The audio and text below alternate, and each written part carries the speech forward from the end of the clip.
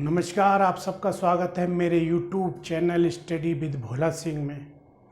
और हम लेकर के आए हैं आदिकाल में सिद्ध साहित्य।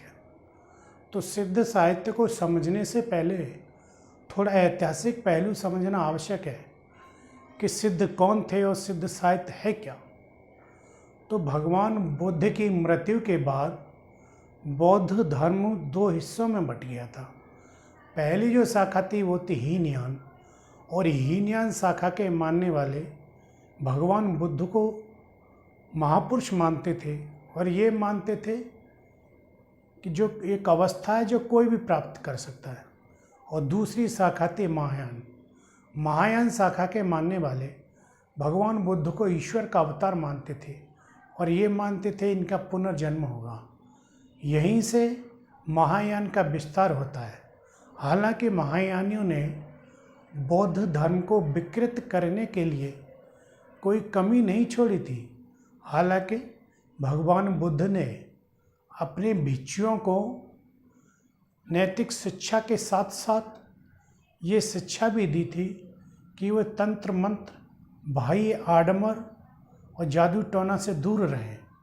फिर भी महायानियों ने भगवान बुद्ध की शिक्षाओं के विपरीत जाकर के 8वीं शताब्दी में वज्रयान के रूप में एक तीसरी शाखा खड़ी कर दी, जिसमें तंत्र मंत्र, बाह्य आडंबर का समावेश कर दिया और लोग स्त्रियों का उपभोग करने लगे और तंत्र मंत्र इसी साधना को वज्रयान के रूप में जाना गया।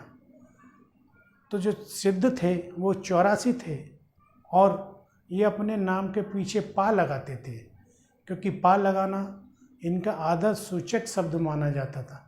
और इनका जो उल्लेख है वो एक ज्योतिषर ठाकुर की पुस्तक है वर्ण रत्नाकर 14वीं शताब्दी में जो लिखी गई है उसमें इनका उल्लेख मिलता है। और जो सबसे पुराने सिद्ध थे वो थे सरप्पा। और जो सिद्ध साहित्य है तो इन सिद्धों ने वज्रयान शाखा का प्रचार प्रसार करने के लिए जो साहित्य जन भाषा में लिखा था वो सिद्ध साहित्य के अंतर्गत आता है। तो इनमें जो सिद्ध थे वो थे सरप्पा, और ये पहले सिद्ध थे। और इनका अन्य जो नाम था वो था सरोज भद्र और राहुल भद्र। और ये 8वीं सदी में पैदा हुए थे। जाति से ये ब्राह्मण थे और सिद्धों की जो संख्या थी वो 84 थी। और राहुल सांकृतन के अनुसार 769 ईस्वी में सरप्पा का जन्म होता है और हिंदी के ये प्रथम कवि माने जाते हैं। और इनकी जो रचना है 32 रचनाएं मानी जाती हैं, जिसमें दोहा कोश इनकी प्रसिद्ध रचना है जो अपभ्रंश भाषा में लिखी गई है। और जो दोहा कोश रचना थी इसका संपादन भी किया था, और वो संपादन डॉक्टर प्रबोध चंद्र बागची ने किया था। और इस पुस्तक के अंतर्गत है क्या, तो तिलोप्पा, कनप्पा और सरप्पा के दोहे संकलित हैं। हालांकि सरप्पा ने पाखंड और बाह्य आडंबर का भी विरोध किया था और गुरु सेवा को उन्होंने महत्व दिया है। इसीलिए डॉक्टर बच्चन सिंह ने इनके बारे में एक कथन लिखा था कि आक्रोश की भाषा का पहला प्रयोग सरप्पा में ही दिखाई देता है। और अगले जो सिद्ध हुए वो थे लुइपा। जन्म इनका 773 ईस्वी में होता है और एक कायस्थ परिवार में पैदा होते हैं। गुरु का नाम है इनका सवरपा।